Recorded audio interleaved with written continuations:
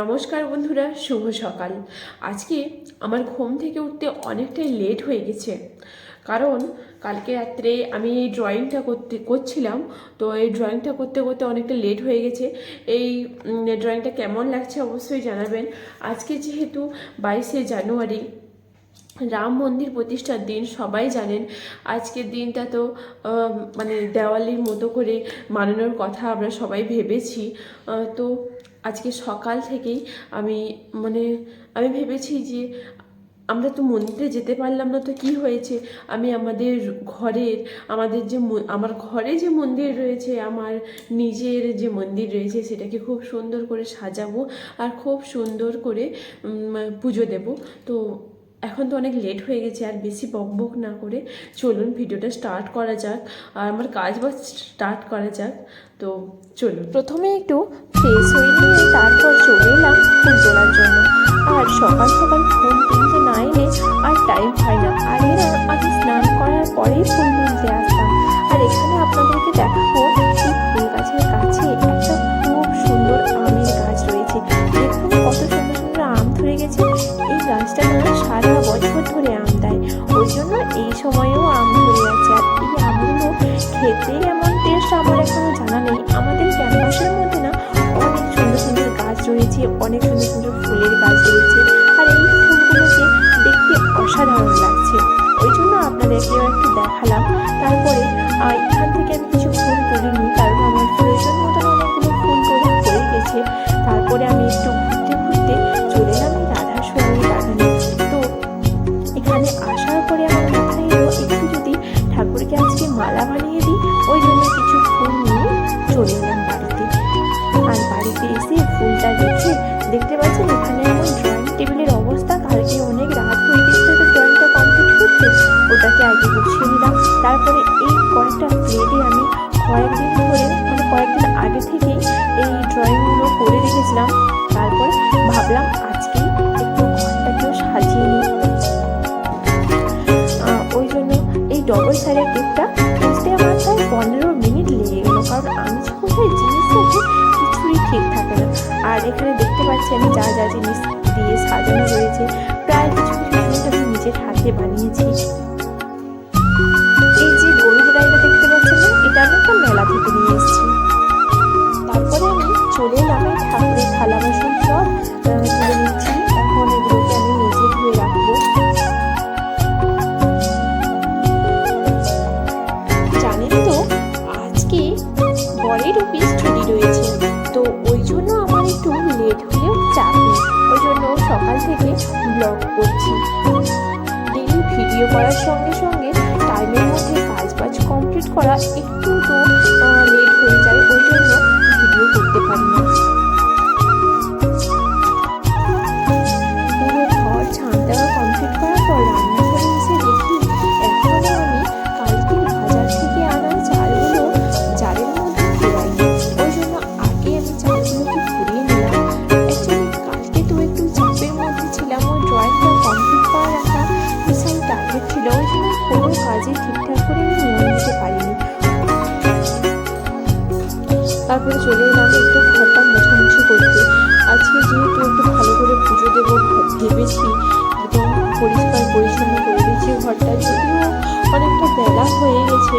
মানে আজকে তো অফিস যাওয়ার চাপ নেই ঘরে, তো এই জন্য করে নিচ্ছি। আমাদের তো আর সৌভাগ্য হলো না অযোধ্যা যাওয়ার মতো, তো আমাদের বাড়িটাকে আজকে যোদ্ধা বানিয়ে তুলবো, যাতে আমার রাম ভগবান আমাদের বাড়িতেও আসে।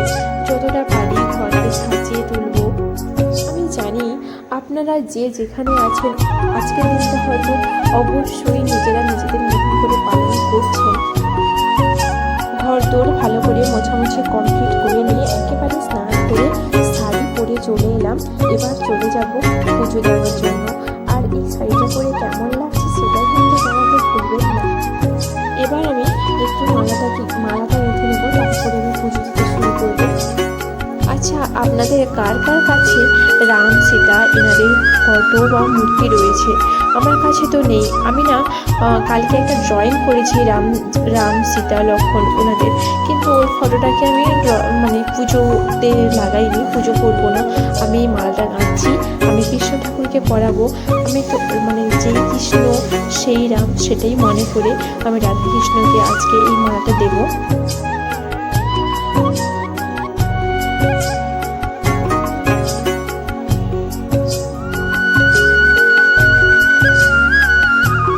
এইভাবে আমি আজকে আমার সকালের পুজোটা কমপ্লিট করলাম।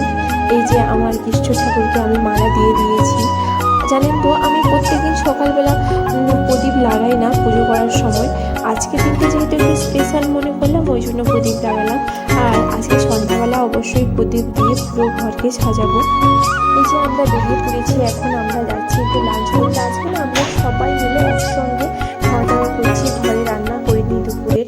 তারপরে খাওয়া দাওয়া করে নিয়ে একটু পার্কে ঘোরাঘুরি করছিলাম। এই কি হচ্ছে এখানে? তুমি ছোট্টে বাচ্চা হো গিয়া? ছোটি বাচ্চা হো গিয়া?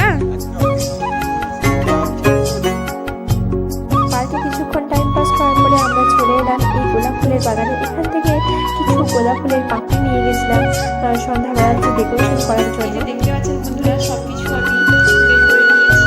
এখন আমি আমার রুমের এন্ট্রান্সে লাগাবো, সবকিছু সাজাবো খুব সুন্দর করে। আর ভিডিওটা কীভাবে করবো বলুন তো, মানে ফোনটাকে একার করবো আর এরকম করে লাগাবো তো সম্ভব নয়। তাহলে সাজিয়ে নিই, তারপর দেখাচ্ছি কেমন লাগছে। এই যে সামনে একটা গণেশ ঠাকুরের ফটো লাগালাম, তারপরে এই ডোর হ্যাঙ্গিংটা লাগিয়েছি আর দু সাইডে দুটো মালা দিয়ে দিয়েছি। আর যেহেতু সন্ধ্যা হয়েছিল ওই জন্য সন্ধ্যা দেওয়ার জন্য সন্ধ্যা প্রদীপ লাগিয়ে দিলাম। এবার আমি সন্ধ্যা দিয়ে দেবো। সন্ধ্যা দেওয়ার পরে আমি একটু ফুল দিয়ে সাজাতে বসবো। এই যে ফুল দিয়ে সাজাতে বসে গেছি, দেখতে পাচ্ছেন সাইডে আর একজন রঙ্গোলি দিয়েছে, ফুলও দিয়েছে, ঘর বসিয়েছে। আর এটা আমাদের বিল্ডিং, আর এই বিল্ডিংয়ের এই 3 নম্বর রুমটা আমার। সবার রুমের সামনে একটা করে প্রদীপ লাগিয়ে দিয়েছে। এখনও আমার সাজানো হয়নি, সাজানোর পরে আমি প্রদীপটা লাগাবো।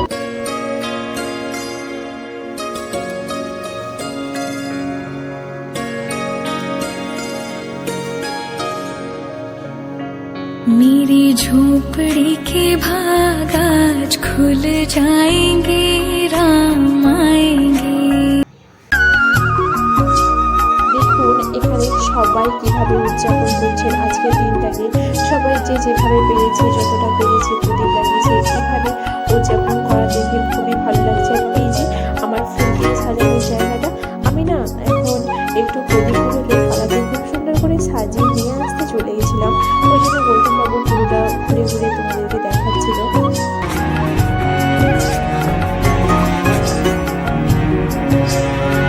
राम आएंगे तो अंगना सजाऊंगी, दीप जला के दिवाली मैं मनाऊंगी।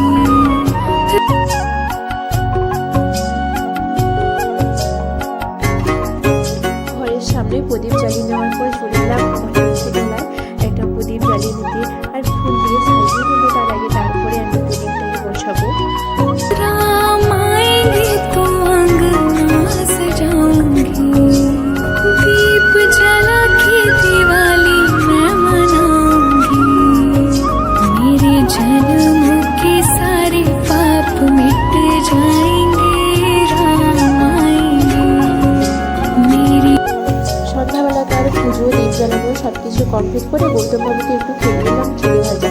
আর এদিকে দেখতে পাচ্ছেন আমি উনুনে দুধ বসিয়ে দিয়েছি, সবাইকে একটু ছেনে কাটাবো। গৌতমবাবুরা ছেনে কাটানো খেতে খুব ভালোবাসে। এদিকে দেখুন আগুনটা কীভাবে জ্বলছে, যেন মনে হচ্ছে খরাতে যেরকম করে জল ওঠে সেরকম করে আগুনটা উঠছে। এই সব নিশ্চয়ই আপনারা তো ডেলি কাজ করছেন, তো দেখতে পাচ্ছেন। আমি একটু লক্ষ্য করলাম ওই জন্য ভিডিওতে দেখালাম। তো আপনারা যারা যারা আমার ভিডিওটা এতক্ষণ ধরে দেখছেন তাদেরকে জানাই অনেক ধন্যবাদ। আর এভাবে আমার পাশে থাকুন, আমাকে সাপোর্ট করুন যেন আমি ভবিষ্যতে এগিয়ে যেতে পারি আর আরও ভালো ভালো ভিডিও আপনাদেরকে দেখাতে পারি। দেখতে পাচ্ছেন কীভাবে ছানাটা আলাদা হয়ে গেছে, জলটা আলাদা হয়ে গেছে। তো এখান থেকে আমি ছানাটাকে ভালো করে ছেঁকে নেবো, তারপরে ভেজে নিয়ে গৌতমবাবুকে খেতে দেবো। এবারে আমি ছানাটা নিয়ে চলে এসেছি গৌতমবাবুকে খেতে দেওয়ার জন্য। আর এভাবে কাটালাম আজকের দিনটা। কেমন লাগলো অবশ্যই কমেন্ট করে জানাবেন, ভালো লাগলে লাইক করে দেবেন। আর আপনারা অবশ্যই কমেন্ট করবেন আজকের দিনটা কীভাবে জয় শ্রীরাম বলতে একদম ভুলবেন না। তো আমরা ছানা খেতে থাকি, আর আপনারা চ্যানেলটিকে সাবস্ক্রাইব করে দিন। দেখা হচ্ছে পরের ভিডিওতে।